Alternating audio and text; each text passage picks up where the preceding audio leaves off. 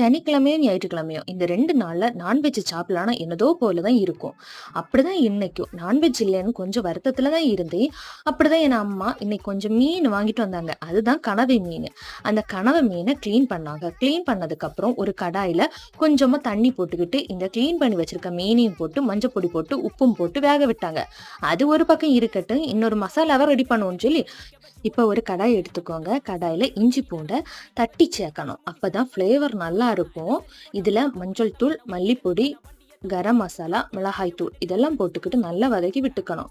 இப்ப நம்ம வேக வச்சிருக்க இந்த கணவாயை இதுல போட்டுக்கிட்டு அங்கிட்டும் இங்கிட்டும் ஒரு பெரட்டு பெரட்டிட்டு கரெக்டா 5 மினிட்ஸ் போதும் ஃப்ரெண்ட்ஸ்.